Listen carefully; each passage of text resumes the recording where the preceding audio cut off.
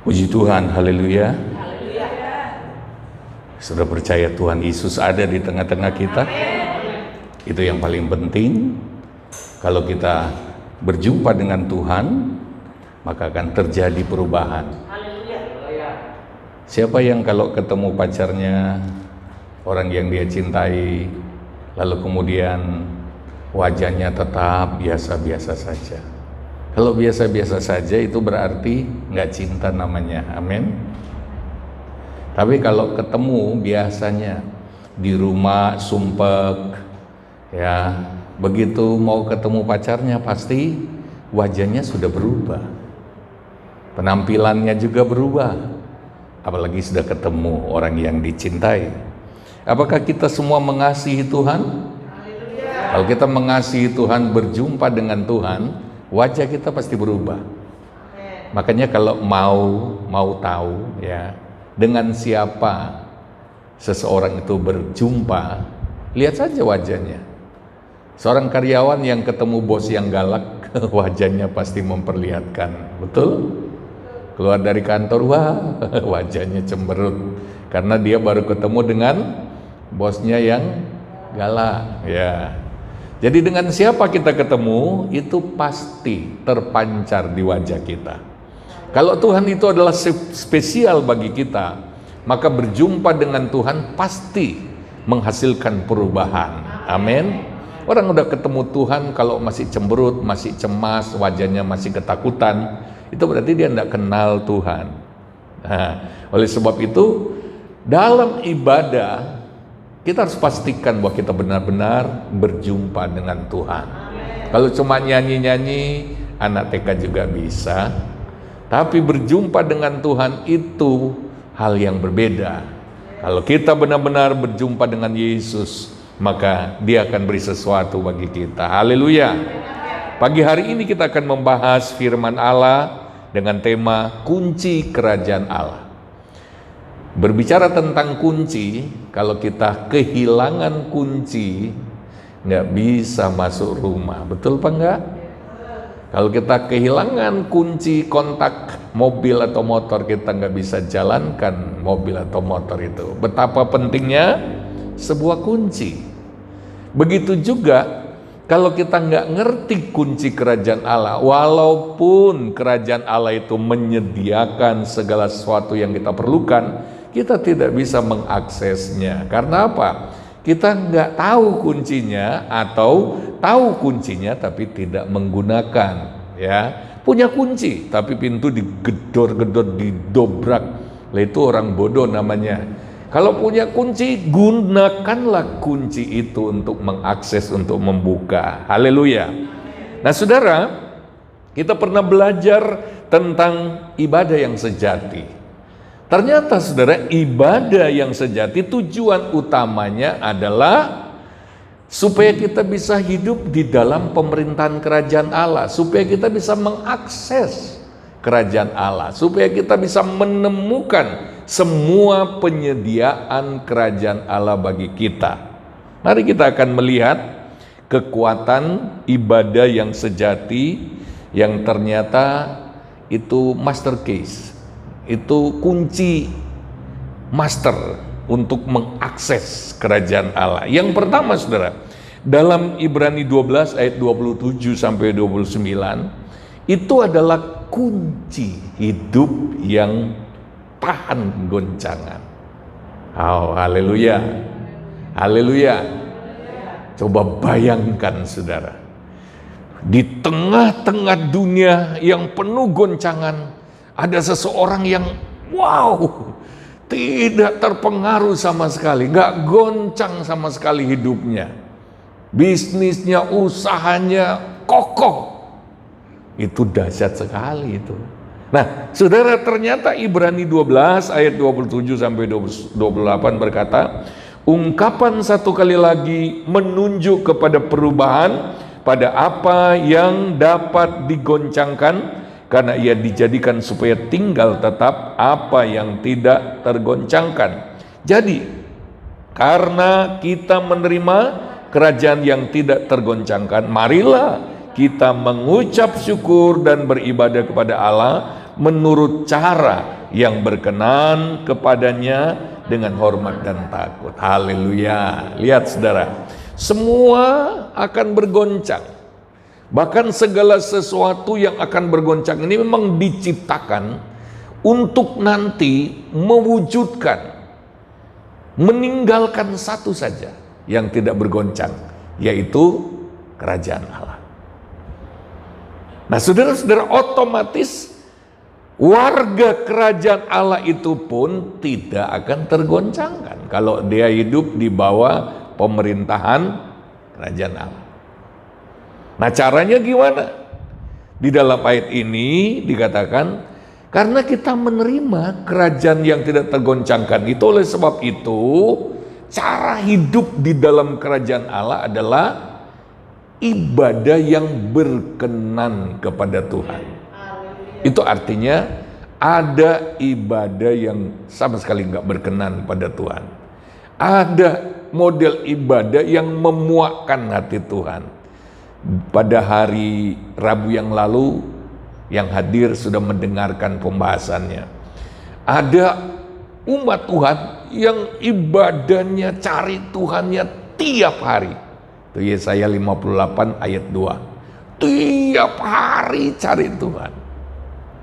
Bahkan dikatakan dalam ayat itu, mereka terus cari, belajar, ingin kenal jalan-jalan Tuhan. Bukan cuma itu, mereka suka puasa dan merendahkan diri. Tetapi Tuhan itu cuekin mereka. Sampai mereka ngeluh, Tuhan, kenapa sih kami berpuasa, kami merendahkan diri, tapi Engkau nggak peduli. Nah, itu artinya ibadah mereka itu, kualitas ibadah mereka itu masih dipertanyakan. Padahal kalau kita melihat ayatnya, aduh, kayaknya kita belum seperti yang ditulis dalam Yesaya 58 ayat 2 itu. Karena ayat 2 itu berkata, terus mereka tiap hari. Kita masa pandemi tiap hari ibadah keluarga. Lalu kemudian masih ada seringkali pagi hari diberikan. Tapi kita belum berpuasa. Ini umat ini berpuasa tapi tetap dicuekin Tuhan. Artinya gini, ibadah seperti ini bukan jaminan. Ya, belum jaminan bahwa kita akan diperhatikan Tuhan. Maksudnya apa? Kalau cuma begini, duduk-duduk begini, ini bukan jaminan. Ibadah ini barulah benar kalau menghasilkan perubahan hidup. Dalam keseharian, kelihatan. Ya. Nah saudara, ibadah yang berkenan, ibadah yang benar itu yang memberikan kita cara hidup yang tidak tergoncangkan. Itulah cara menetap di dalam area pemerintahan kerajaan Allah sehingga hidup kita tidak goncang. Haleluya. Disitulah kita menetap dengan cara ibadah yang sejati. Lihat sekarang Roma 12 ayat 1. Ternyata hidup di dalam kerajaan Allah melalui ibadah yang sejati itu adalah kunci hidup kudus dan berkenan di hadapan Tuhan. Haleluya. Roma 12 ayat 1. Karena itu saudara-saudara, demi kemurahan Allah, aku menasihatkan kamu supaya kamu mempersembahkan tubuhmu sebagai persembahan yang hidup, yang kudus, dan yang berkenan kepada Allah. Itu adalah ibadahmu yang sejati. Lihat, persembahan yang hidup, yang kudus, dan yang berkenan kepada Allah. Artinya apa? Kalau kita ingin hidup berkenan, diperkenan Tuhan, sudah diperkenan Tuhan itu luar biasa. Kalau Tuhan berkenan pada kita, apa yang Tuhan tidak berikan kalau kita memerlukan? Amin. Perkenanan Tuhan itu nomor satu. Nah ternyata untuk bisa hidup berkenan, apalagi hidup kudus, itu nggak cukup cuma berhenti berbuat dosa. Lalu kemudian melakukan kebenaran, nampaknya sih benar, nggak salah juga. Saya nggak buat dosa, saya melakukan kebenaran. Itu belum cukup. Orang yang bukan anak Tuhan pun ada yang hidupnya benar dan tidak melakukan kejahatan. Ada sebuah aliran kepercayaan yang sudah diterima juga Indonesia. Ya, menurut survei saudara, yang memegang keyakinan itu moralnya bisa lebih baik loh dari orang Kristen yang gak sungguh-sungguh. Mereka mengutamakan kebaikan karena apa? Nanti ada karmanya gitu. Mereka benar-benar fokus kepada bagaimana hidup baik, tapi kan gak percaya Yesus. Makanya orang Kristen gak cukup cuma jadi orang yang berbuat benar, yang menghindari dosa, lalu kemudian menjadi berkenan pada Tuhan. Enggak. Di dalam ayat ini dikatakan kita harus ibadah sejati.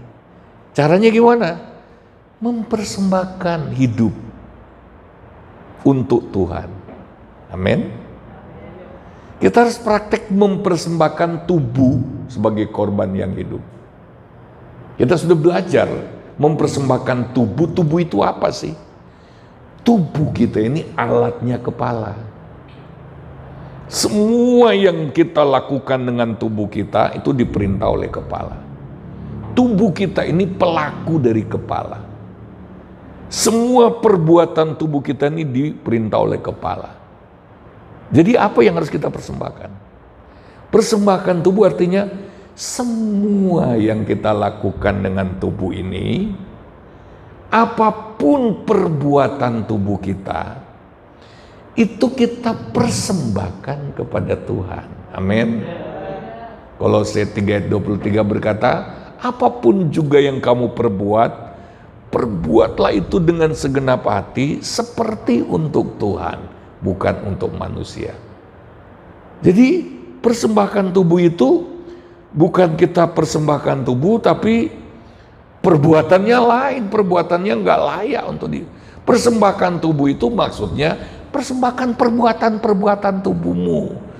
Makanya harus dipertimbangkan, pantas nggak ini perbuatan ini dilakukan untuk Tuhan.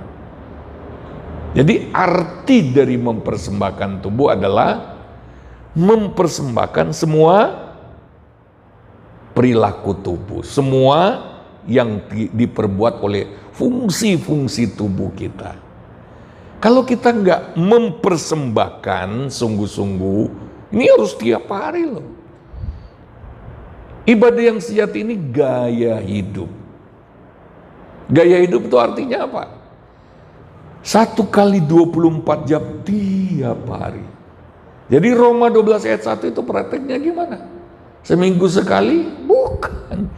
Hidup itu nggak cuma 2 jam sehari, apalagi 2 jam seminggu. Hidup itu 1 kali 24 jam tiap hari. Haleluya. Makanya persembahkan hidup itu bukan persembahkan waktumu, badanmu 2 jam dalam seminggu pada hari Minggu. Enggak. Praktek ayat ini karena ini persembahkan hidupmu sebagai korban yang hidup.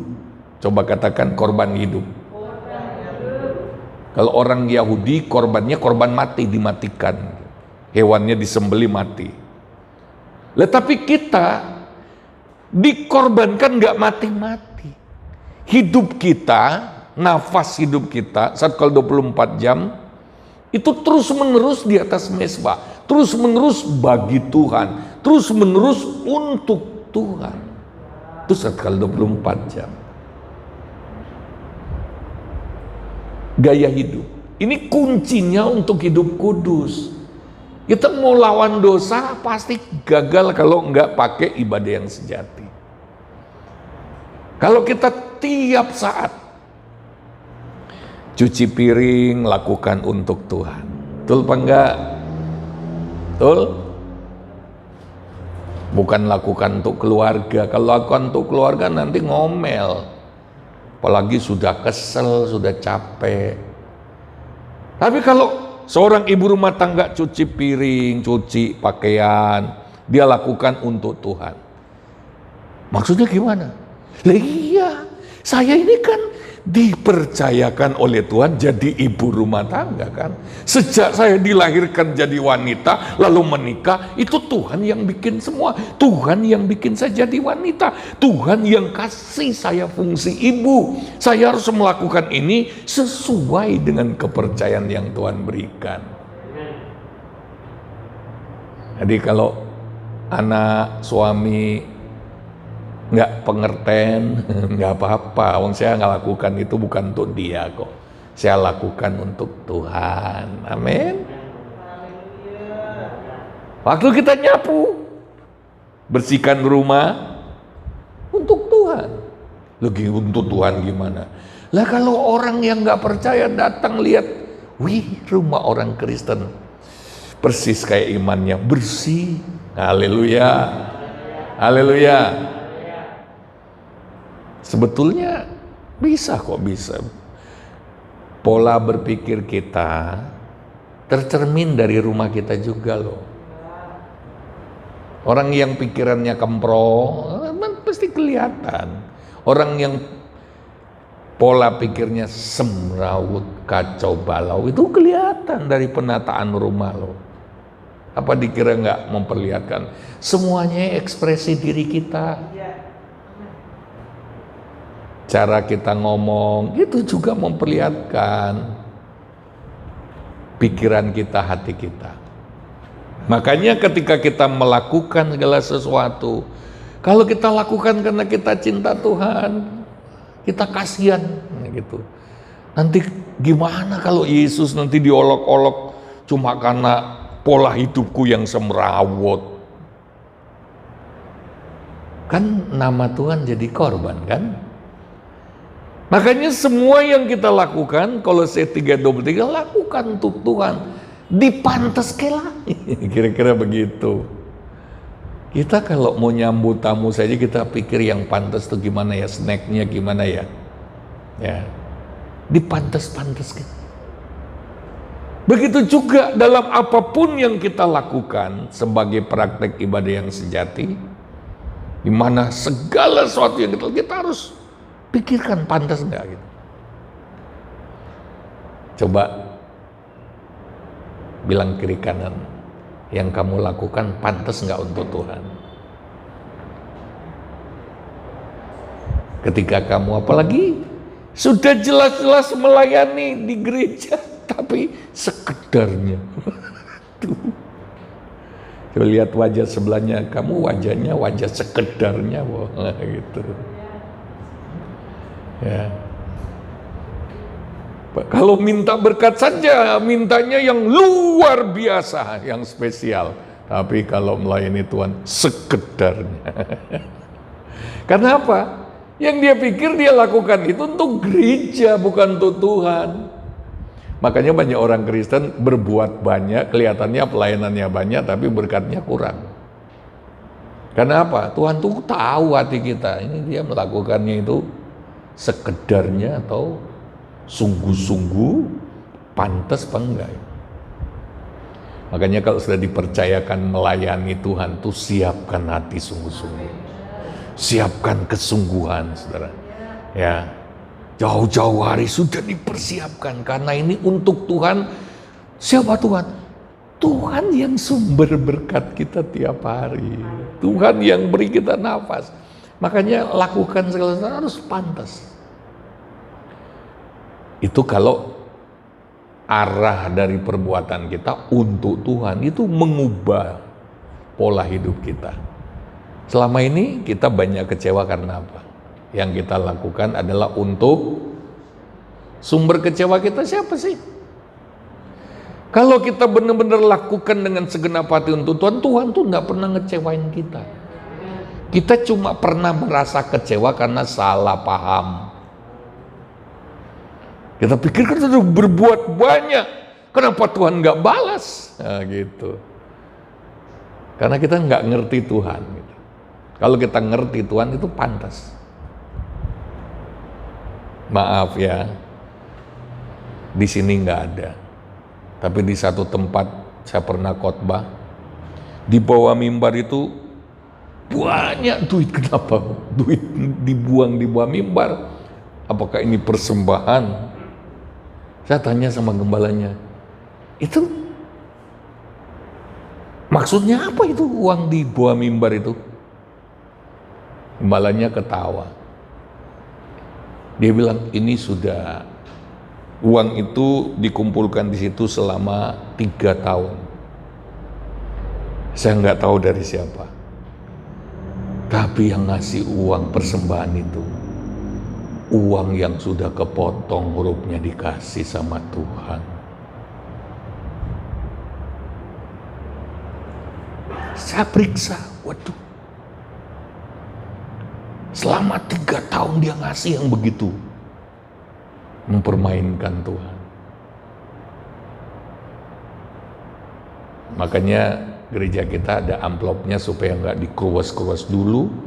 Saya juga harus mengaku dosa dulu kalau saya pergi gereja belum jadi hamba Tuhan. Di uangnya dikeruas-keruas. Jadi uangnya itu nggak seberapa. Majelis gerejanya untuk merapikan lama sekali. Karena dikeruas-keruas. Pantas nggak? Yang kecil-kecil saja, pantas nggak gitu? Lakukan untuk Tuhan. Kita pilih yang terbaik buat kita, yang lusuh-lusuh kita kasih sama Tuhan. Yang sudah kena iler.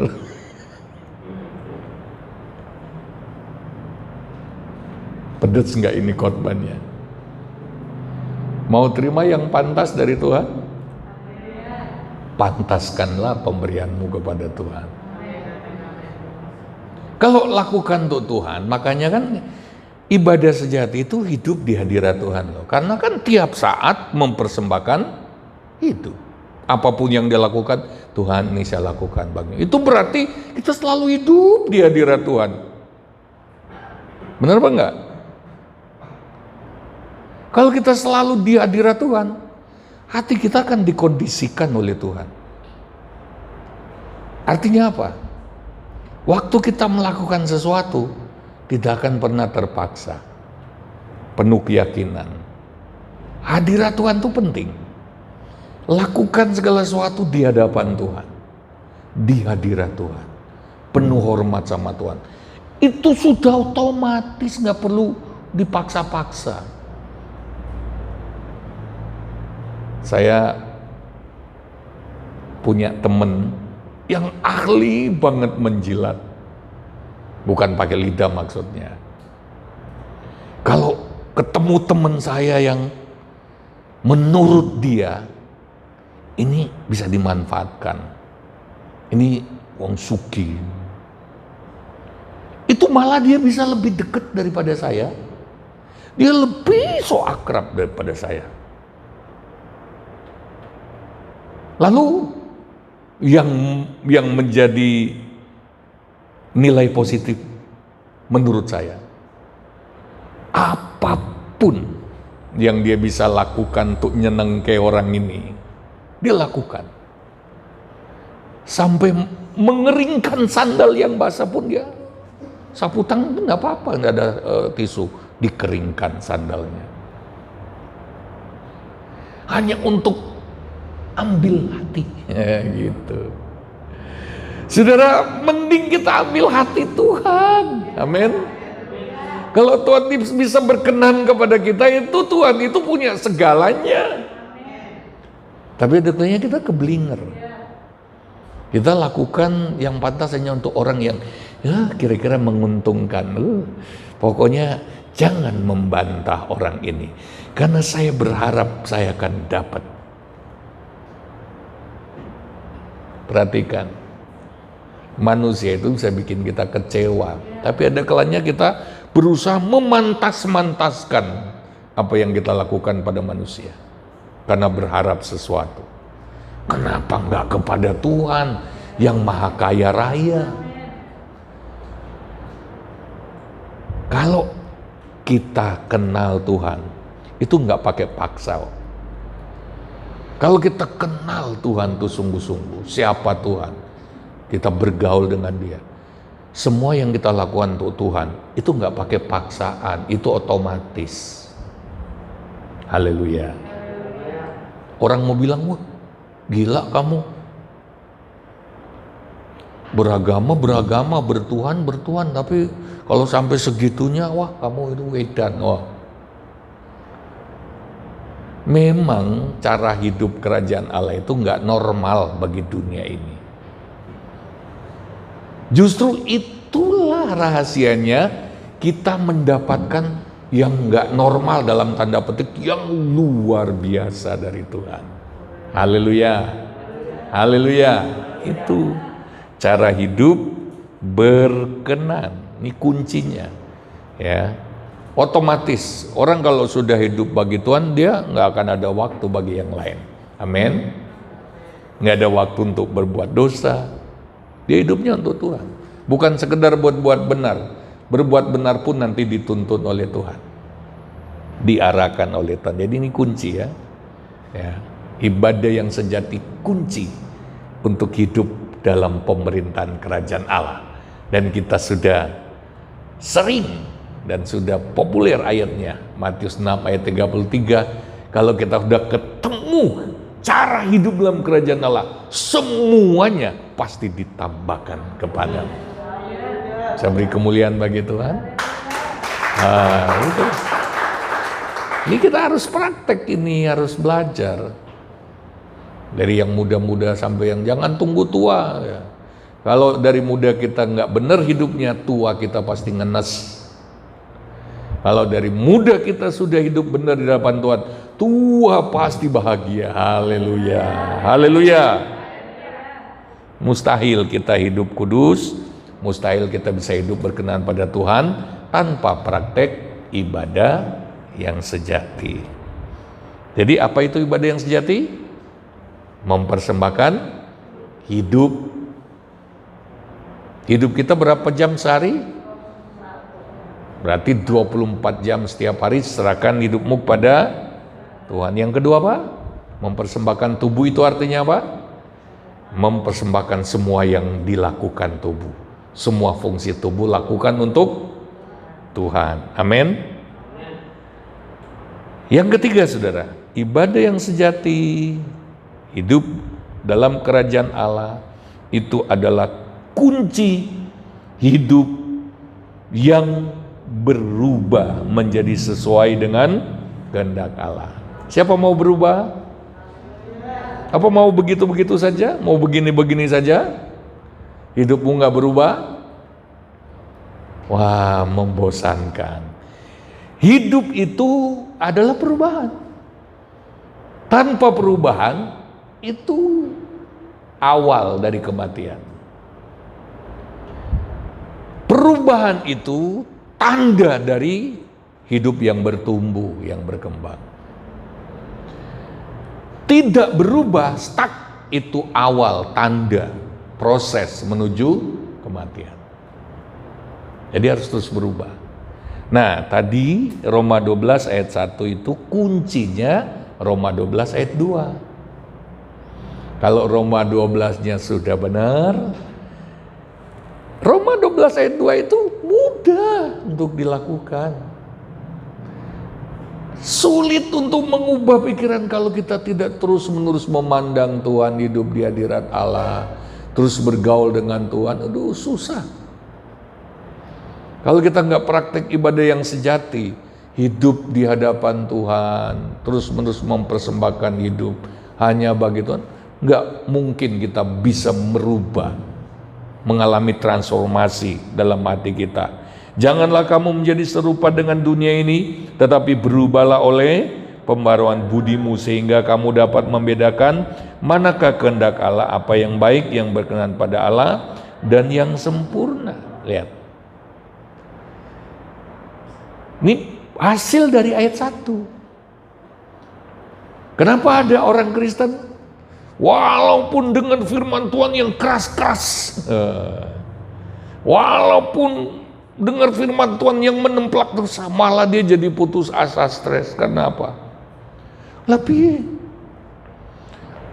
aku dari dulu sudah kayak gini. Dia membela diri, membenarkan diri. Gimana? Aku sudah coba tapi nggak bisa berubah. Sifatku, aduh, nggak kenonan misalnya, aduh, susah untuk berubah. Dia sudah berusaha. Kenapa ada banyak orang Kristen yang seperti itu? Gagal berubah. Karena dia nggak praktek ayat 1. Kalau dia praktek ayat 1, ayat 2 itu mudah. Dalam Mazmur 73, pemazmur itu kecewa sekali dengan orang-orang fasik. Dia bilang begini, kok lemu-lemu diberkati kok. Saya yang sungguh-sungguh gak diberkati. Malah mereka ngecek Tuhan lagi, kok tidak terjadi apa-apa. Kalau nggak salah di ayat 15, kalau nggak salah, sampai dia masuk di bait Allah. Dia masuk di bait suci. Ketika dia ada di rumah Tuhan, Tuhan tunjukkan, Tuhan ubah paradigmanya. Tuhan terangkan bahwa orang-orang itu kayak ditaruh di tempat yang licin. Itu cuma tunggu waktu, geblak gitu, kira-kira begitu. Dia mantu, dia ngerti. Terjadi perubahan. Tiba-tiba dia berubah. Dia jadi ngerti, tidak kecewa lagi. Alkitab menulis hampir saja pemazmur ini jatuh gara-gara pikiran yang salah.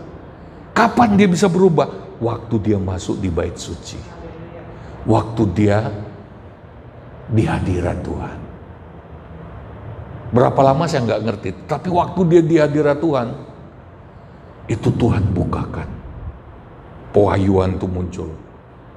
Yang tadinya dia sulit berubah, yang tadinya dia memiliki pikiran yang begitu menekan, bikin dia depresi, stres. Begitu dia masuk di bait Allah, PR-nya baca di rumah, Mazmur 73. Waktu dia masuk bait Allah, dia bisa mendapatkan gambaran. Dia bisa, oh begitu, Ternyata saudara, untuk bisa mengalami perubahan, kita harus terus-menerus praktekkan ibadah yang sejati. Hidup di hadirat Allah. Haleluya. Lakukan segala sesuatu untuk Tuhan. Itu akan mengubah cara berpikir kita. Bahkan saudara, kalau kita praktekkan ibadah yang sejati sampai hal-hal yang tidak benar di pikiran bawah sadar kita itu akan diungkap. Saya berkali-kali mengalami itu. Sudah masuk dalam hadirat Allah, kan hanya saya dengan Tuhan. Itu tiba-tiba kebongkar semua. Ini penyebabnya, penyebab kesulitan itu ini. Itu dibongkar semua. Itu bisa terungkap. Itu nggak beda dengan baju putih, ya, yang tidak terlalu putih, ketemu baju yang putih banget, kelihatan dirinya nggak putih, bener?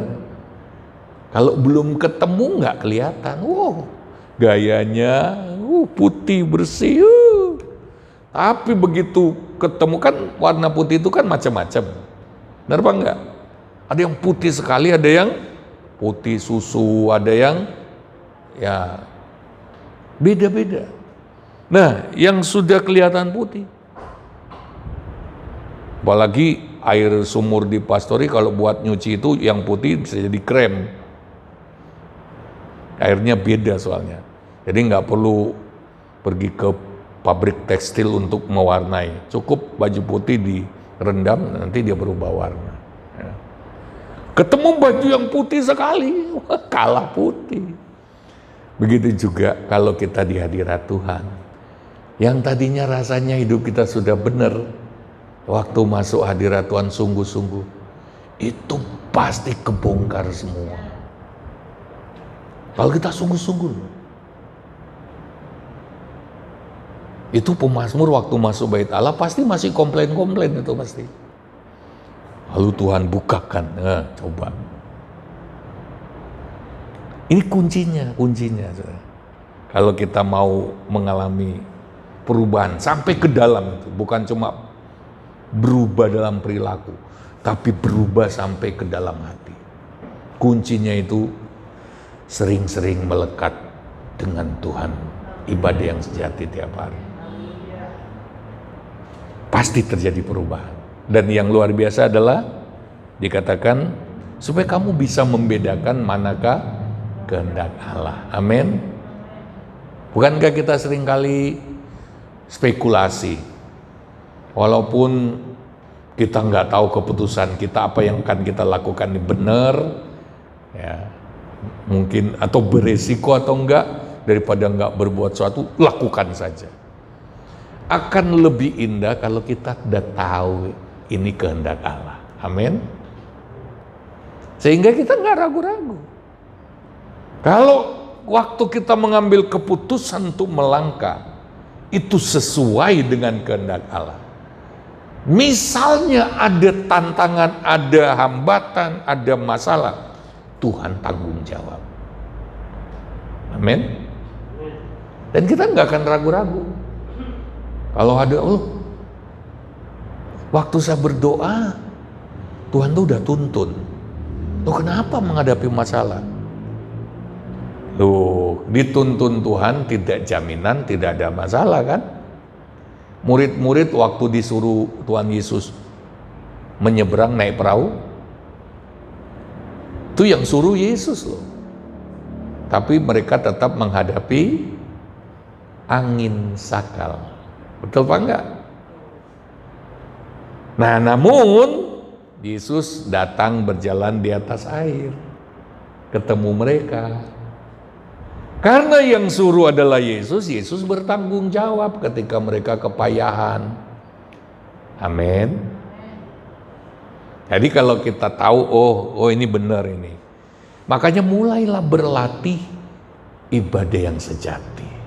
Mulailah tiap-tiap saat hati kita dihubungkan dengan Tuhan. Waktu kita mau ketemu Tuhan, lakukan untuk Tuhan. Artinya apa? Bukan cuma ngobrol ngalor ngidul, tapi apa yang Tuhan dapatkan dari apa yang saya buat ini. Pertanyaan pentingnya, Tuhan dapat apa? Kerajaan Allah dapat keuntungan apa dari perbuatan saya ini? Itu yang dimaksud, lakukan segala sesuatu untuk Tuhan. Haleluya. Akurat kehendak Allah kita ngerti. Kita didorong, kami berkali-kali. Ya, makanya memang mesti betul-betul jaga hati tetap terhubung dengan Tuhan. Ada banyak hal dalam hidup kami, keluarga kami yang setelah kami flash, ya ampun, tuntunan Tuhan kok akurat banget. Kalau kita hidup tertuntun oleh Tuhan, bukan cuma berkenan pada Tuhan, bukan Tuhan cuma jamin, pasti kita akan ketemu hal-hal yang dahsyat yang dari Tuhan. Haleluya. Haleluya. Tuh, ya. Lalu kemudian kita lihat yang keberapa sekarang? Yang keempat. Ini ibadah yang sejati itu kunci gaya hidup tubuh Kristus yang saling melayani. Ayat selanjutnya, ayat 3 sampai 5. Ayat sampai 8 sebetulnya. Berdasarkan kasih karunia yang dianugerahkan kepadaku, aku berkata kepada setiap orang di antara kamu, janganlah kamu memikirkan hal-hal yang lebih tinggi daripada yang patut kamu pikirkan, tapi hendaklah kamu berpikir begitu rupa sehingga kamu menguasai diri menurut ukuran iman yang dianugerahkan Allah kepada kamu masing-masing. Sebab sama seperti pada satu tubuh kita mempunyai banyak anggota, tapi tidak semua anggota itu mempunyai tugas yang sama. Demikian juga kita walaupun banyak adalah satu tubuh dalam Kristus, tetapi kita masing-masing adalah anggota yang seorang terhadap yang lain. Demikianlah kita mempunyai karunia yang berlain-lainan menurut kasih karunia yang dianugerahkan kepada kita. Jika karunia itu adalah untuk bernubuat, baiklah kita melakukannya sesuai dengan iman kita. Kita berhenti dulu. Jadi gini, setelah kita hidup praktek ibadah yang sejati, hidup di bawah pemerintahan kerajaan Allah, maka terjadilah ayat 2. Lalu ayat 3 sampai 5 itu bicara pelayanan di dalam tubuh Kristus, saling melayani menurut karunia yang ada pada kita. Nangkap maksudnya? Ayat 3 berkata, jangan berpikir terlalu tinggi. Itu sesuai iman saja. Maksudnya apa? Jangan berpikir, saya kepingin melayani ini, saya kok kepingin seperti dia. Enggak usah. Cukup kalau memang karuniamu bernubuat atau karuniamu melakukan apa, kamu percaya, imanmu ada di situ, itu saja yang kamu lakukan. Gak usah tinggi-tinggi. Haleluya. Tapi kalau kita nggak hidup dalam pemerintahan kerajaan Allah, kita nggak puas. Saya kepingin pelayanan yang lebih hebat, padahal Tuhan tidak mengaruniakan. Mendingan setia saja pada karuniamu. Saya melayani bukan asal. Saya tahu karunia saya dan saya imani itu. Saya nggak mau kalau lihat teman saya, ya ampun, kok dia lebih gede daripada saya ya, pelayanannya kok lebih hebat ya. Loh kok dia karunianya kok hebat sekali, terus saya memaksakan diri, Tuhan, tolong saya mau seperti dia. Kalau enggak, Tuhan enggak karuniakan, ya enggak bisa. Kita tidak akan dikasih iman untuk itu, tetap ragu-ragu untuk bertindak. Nah, dalam saling melayani di tubuh Kristus atau komunitas ini, kenapa komunitas seringkali nggak beres? Kita sudah diajar bangun komunitas sepakat atau komunitas inti. Kompak itu komunitas inti. Kenapa disebut inti? Inti dari sel itu komunitas inti. Komsel itu kan lebih gede daripada kompak. Dari mana komsel itu? Dari kompak. Kompak itu harus tumbuh jadi komsel. Makanya komsel yang sehat itu akan melahirkan kompak. Lalu kompak itu jadi komsel lagi. Itu caranya. Ya. Jadi kalau komsel itu nggak melahirkan kompak, ini bayi gendut. Ini bisa penyakit. Banyak orang ngumpul-ngumpul gitu lama bentur, nggak ada visi misi. Komsel yang nggak ada visi misi cuma menggendutkan, itu lama-lama bentur. Karena nggak punya visi misi. Kalau sudah 6 orang itu sudah bisa jadi 2 kompak. 2 kompak ini cikal bakal komsel. Makanya disebut kompak itu disebut komunitas inti. Intinya ini. Lalu menggede. Kalau udah gede harus dikompakkan lagi, dibagi lagi. Begitu, ya. Nah, kenapa banyak orang Kristen berkomunitas itu sulit? Independen. Waduh. Independen itu awal kejatuhannya Hawa loh itu. Adam ada di situ, dia dewean ngadepi ular. Padahal Adam ada di situ. Dia nggak mau tanya, Pak, bener nggak ini? Si ular kok ngomongnya begini, dia menang, dia hadapi sendiri, sok pintar. Gitu. Independen. Setan tuh paling suka orang Kristen yang independen, nggak bertubuh Kristus, semua sendiri. Karena paling mudah dijatuhkan. Tetapi kenapa susah sekali berkomunitas? Berbenturan. Nggak praktek ayat 1. Ayat 1 itu perkat dari komunitas. Kalau semua orang fokus kepada Tuhan, pikirannya baru, justru orang yang seperti itu masuk dalam komunitas akan mempengaruhi yang lain menjadi lebih baik. Haleluya. Ketika terjadi benturan, paradigma yang dipakai, paradigma kerajaan Allah untuk menilai. Itu. Kita nggak akan bisa dewasa tanpa komunitas. Karena di dalam komunitas itulah kita tumbuh jadi dewasa. Kok bisa? Karena di dalam komunitas itu kita diberi lahan untuk tumbuh. Lahannya itu siapa? Lahan itu adalah saudara seiman kita sendiri. Kapan kita berlatih karakter? Di komunitas. Amin. Kalau kita dewean nggak bertemu masalah, nggak tumbuh karakter kita. Kelihatannya aman tapi sebenarnya tidak aman. Rasanya nyaman sendiri tapi nggak aman, nggak tumbuh. Kalau cuma ibadah begini juga nggak tumbuh. Kalau kita nggak punya komunitas, di mana kita harus, waduh, aku harus melatih kesabaran sama orang kisah siji antik. Asal jeplak ngomong, waduh, pedes ngomong. Nah, disitulah karakter kita tumbuh, kita berlatih, amin. Kalau nggak ketemu orang brengsek, kita nggak akan tahu apakah kita ini sudah tumbuh sabarnya atau belum. Benar Bang nggak? Kita ketemu dengan orang yang penuh kelemahan, terbatas sekali, tapi jadi anggota komunitas kita. Disitulah kita belajar menumbuhkan kasih. Benar apa enggak? Di situ, itu lahannya. Tempat kita praktek. Bagaimana kita berhikmat, mengadaptasi. Di situ tumbuh hikmat Tuhan dalam hidup kita.